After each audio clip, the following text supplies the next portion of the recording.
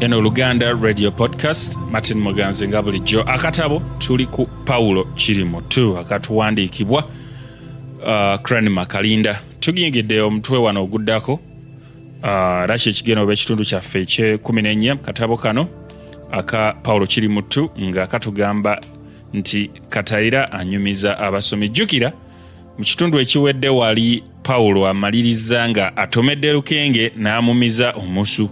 Biki ebiddirira katulabe?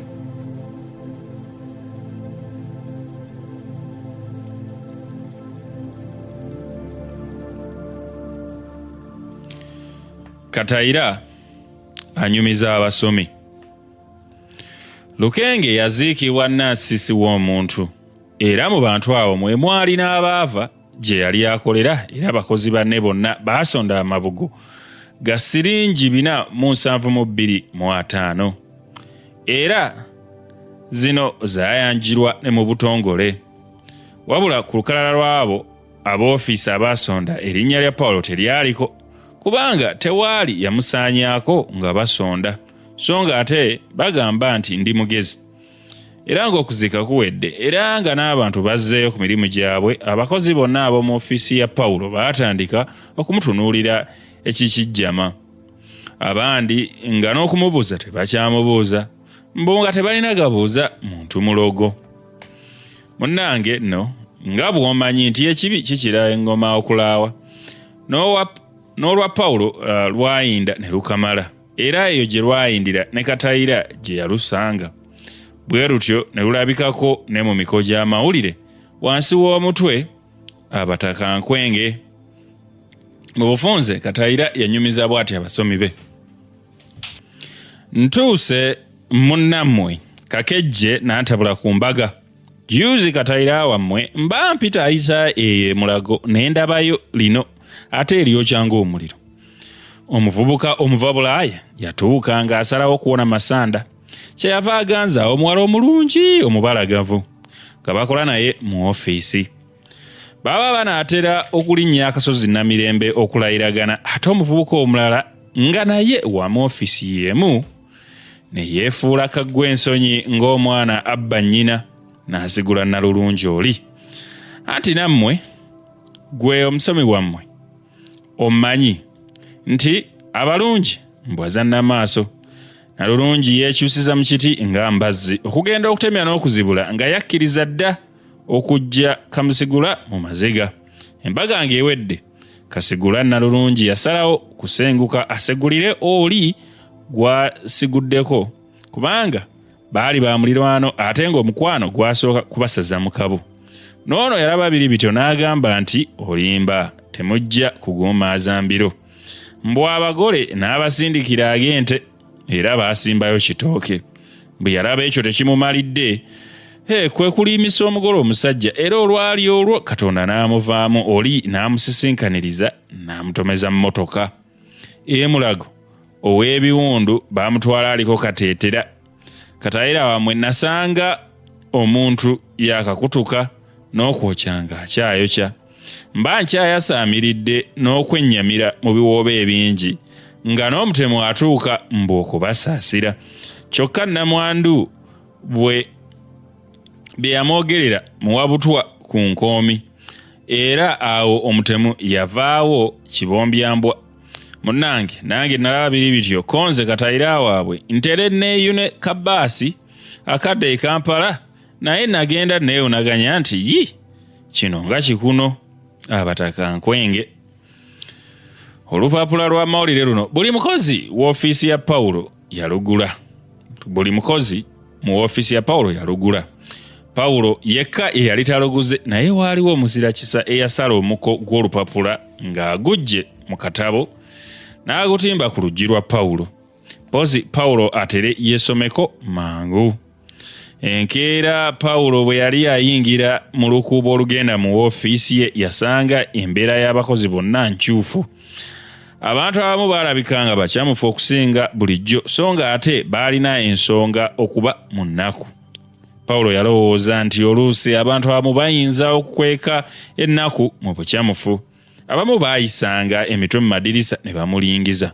Mu butuufu abamu baamukubiranga n'ejjambo. bwe yatuuka ku luggi olugenda mu ofiisi ye gye yakuba amaaso nga ku mawulire agatimbiddwa. Ssebo wange ekyekango tekimanya muzira naye kiri mutu kata agwewo ennume y'ekigwo. Ekintu kyonna kyatandika okweyanjuluza mu maaso ge.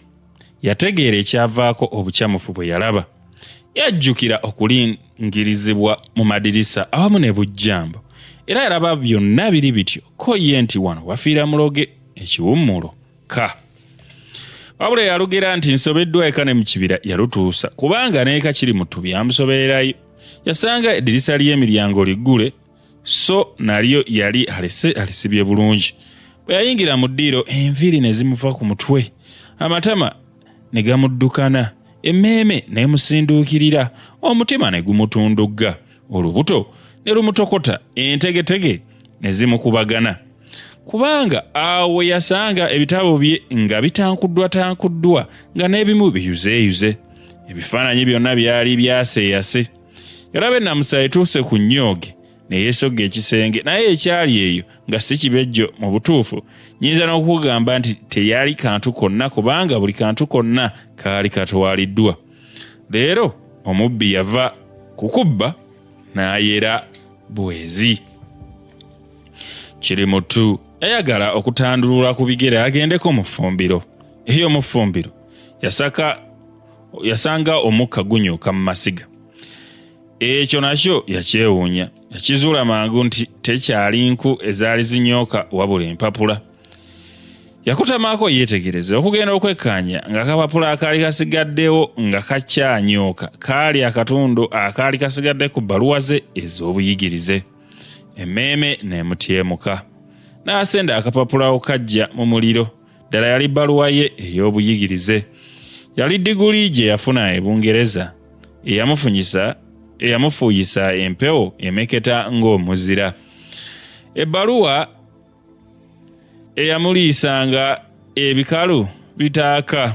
Wadde essiga ly'omusajja liva wala naye kiri mutu yatandika okuyunguka amaziga. Ate yatemera ddala omulanga ng'afiiriddwa. Aba akyali mu kweziribanga bw'atyo omuntu n'akuba koodi emiryango.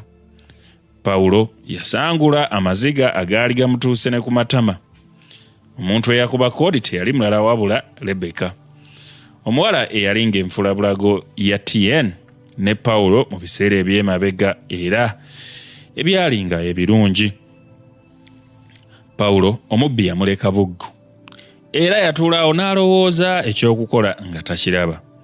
Abantu bangi bajja okumukubagiza kyokka abamu baakaabiranga bamusekerera busekerezi mu kifo ky'okumusaasira era nga bakaaba maseeneeko. Era waaliwo n'omuntu gwe yakwatiriza ng'amugeesa n'amaaso. Mu bantu bonna be yasinga okwetegereza n'okusaasira kwabwe okw'okungulu kwe baaliko yali Rebeka. Okuva edda mu biseera Pawulo we yaganziza TN, Rebeka yali yeegomba nnyo omwana mulenzi ono. Era mu biseera ebimu Pawulo yagaana okukemebwa era oluusi Rebeka yasoomoolezanga ddala Pawulo nga bw'amugamba nti oluusi Rebeka yabusomoolezanga ddala Pawulo nga bw'amugamba nti ye ate ffe abaddugavu ng'enziro wandi twagaddeko ki ate ng'olina abazungu ba TN. TN bwe yamala okwabulira Pawulo era Rebeka yamukomekereza nti TN ataakuleseewo n'agenda n'abayidde entumbwe naye ndowooza asaaga busaazi tayinza kukuyiwa. Rebeka bwe yajja okubagiza Pawulo era yayongera okumukomekereza nti simanyi bano ababbi bakaggwa ensonyi n'ebifaananyi bya TN babitutte. Ekibuuzo ekyo Pawulo teyakyagala nnyo era teyakiddamu. Kyokka Rebeka yayongera okumusojja n'amubojjera ddala ku luwonzi nga bw'amuduulira nti ndowooza era kati nnamwandu gwe onoomubudaabuda, gwate munno bw'atyo onoomuleka ttayo.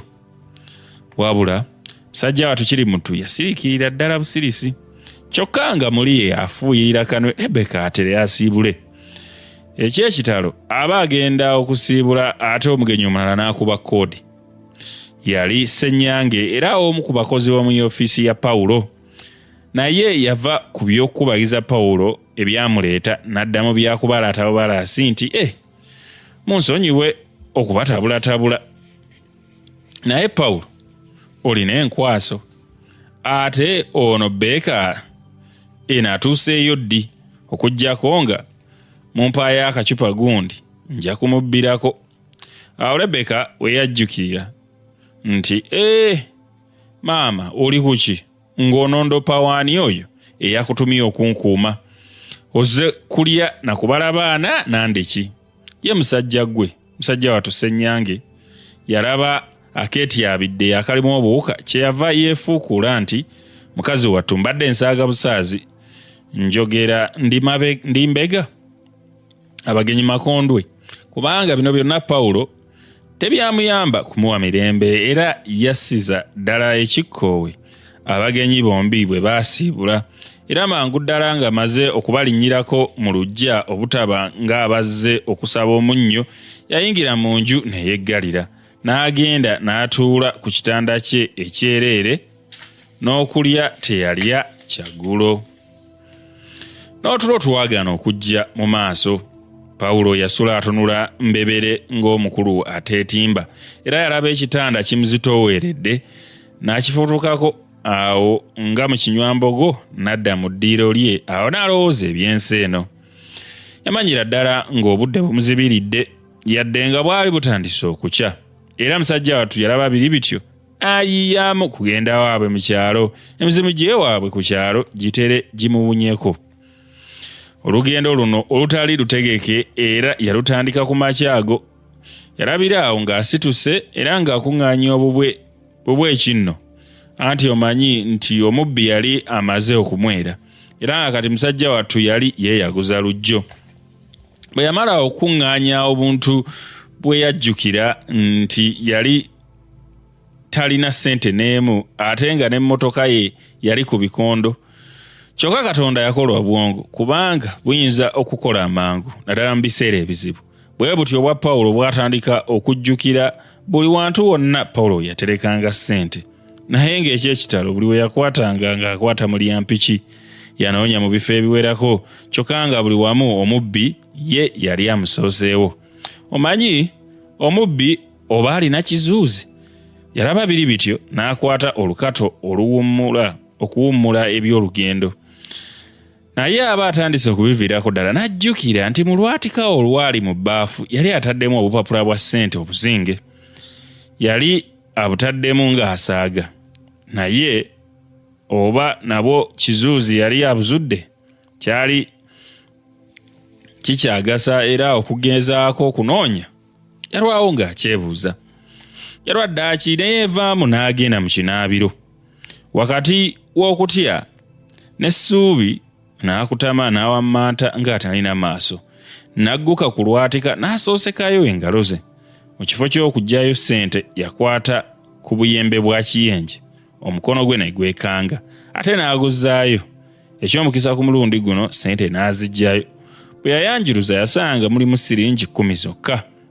Ezo zaali zijja kumumala okumutambuza, kyokka teyasigaza yadde ekuba ennyonyi. Bw'atyo Pawulo mazuuku kiri muttu n'akkirira kyalo. Pawulo bwe yatuuka mu kyalo enviiri zamuva ku mutwe. Mu kifo ky'ebyalo ebigudde akaleka yasanga nga nsiko ze ziwunga okuviira ddala ku mugga okwambukira ddala, ate olyoke ggwe ku otuuke mu katalatala, yasanga ng'ezo ezaali enju nga zaafuuka dda bifulukkwa. N'ennyumba ya jjajjaawe kaawo yasanga enkuyege zigikubira nduulu ng'eyali ezezza omusango, nga n'eyali yakiraba bazibumbira nga yafuuka dda kifulukkwa. Abantu abatonotono be yasanga nga ku kkubo yabalamusa bulungi nti musibye mutya nno bannange, naye ng'abamu baamuddamu nga bakuumira, ate nga balala tebaddira ddala. Pawulo bwe yatuuka mu kasitenseni ku kaduuka ka tebyetisse, awo we yasingira okwetegereza ekyalo. Akaduuka ka tebyetisse kaali ka busitoowa nga kaseresebwa mabaati, ate ng'ebisenge bya ttaka, era ng'ekisasi kitudde ku mpagi 4 nnamba. Mu ddiiro awo waaliwo ekimeeza nga kuliko n'olubbobbo. Mu lubbobbo omwo mwalimu ebiragala ebyali bifuuse ebireka.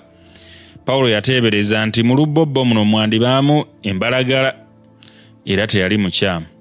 Olw'okuba ekyamuli mu lubuto kyali kifumba mutuku, yatandulula ebigere mu dduuka atere yagule ku kabalagala. Naye kyamubuukako aba ayingira ati namungi w'ensowera eyali awemberedde olubbobbo n'abuukira wamu n'aŋŋooŋŋa n'obusungu ng'alinga anoonya omukambwe oyo namige amutambadde. Pawulo yakanda nsowera kuziwujja ng'afuuyira ndigamulere. Ezimu zaamugwa ku mimwa, endala ku bukowe bwowe, ate nga endala zaagala kumuyingira mu nnyindo. Yalwawo awo nno ng'akyalwana olutalo. Ng'amaze okululinnyako, yafuna omukisa n'akaseera okwetegereza ebiri mu dduuka. Mwalimu amasa agaali gaabajjibwa mu nkoba era agaali gatandise okuwumba. Agamu ku masa ago gaali masabusa. Ku masa amalala kwaliko obuntuntu bucakalacyakala ate nga buli kintabuli. Awaali obunyere we waali ebibiriiti, we waali n'obugirita n'obudondi bwe buzi, ate we waali n'akakebe akaalimu amapeesa, we waali n'essigala kaali. Ku ssaawa eddala kwaliko ekikebe ekitalavu omwo nga mwe muli obugaati buno bumwana akaaba. Ekyasinga okusesa Pawulo awaali ekikebe omwali obugaati ate we waali n'obumasu. Pawulo yali akyalowoolereza kyabaagula okuzza eri omumwa emmese bbiri ne ziva ebweru nga zijja nga zigobagana, ziizo ku kimeeza, ziizo zibuuse, zituuse ku masa, ziyise ku bumasu, zirinnye mu nsonda, zibuliddeyo waggulu mu mabaati. Bwe zaatuuka eyo waggulu ne zeesooza. Yaleka zikyesooza, Pawulo n'atambula nga naye yeesooza, naye emigaati teyagigula yadde kabalagala.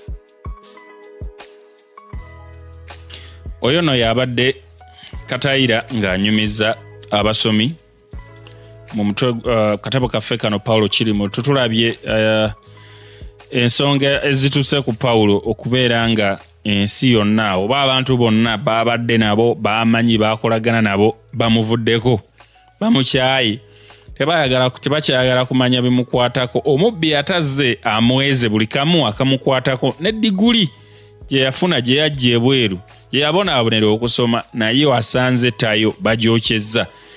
Kwegamba omuntu w'otuuka ku sseeryo weevuma ensi okubeera ng'oli mu nsi nga tolinaamu kintu kyonna, tolinaamu muntu yenna akwagala, tewali muntu yenna atuula okuwuliriza mboozi yo bikutuuseeko. Kwegamba omuntu akuyambako okumanya ebikwatako, oli mu mbeera ki, yessaawa eno embeera gy'alimu.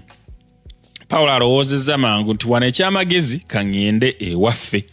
Nga bulijjo ffenna bw'obeera ng'ofunye ebizibu bingi osooka n'oddako ewaka. Waayi kansooke nzireko ewaka ndabe ekyokukola, ndabe entandikwa, ndabe obulamu ate nziramu mu buzimbi entya. Naye Pawulo atuuse ewaka nga matongo, ennyumba eya muzeeyi we bazibumbira yaggwaawo. Maka ga kitaawe kaawonawo, enkuyege zezigakubira enduulu. Kwegamba nga n'ewaka oba mu kyalo gyazzeeyo teri bulamu, teriyo waatandikira. Pawulo ali mu mbeera etasanyusa. Pawulo ali bwomu. Pawulo tewaliiwo ali mu kumuyambako mu bizibu bino ebingi enkumu byayolekedde. Omuwandiisi wa gy'atulaza nange simanyi, wabula twetegekere omutwe ogusembayo tujja gwawulamu obutundu bwaffe bubiri ogugamba nti kiri muttu kimanyibwa nnyini kyo. Mubeere bulungi, mweraba.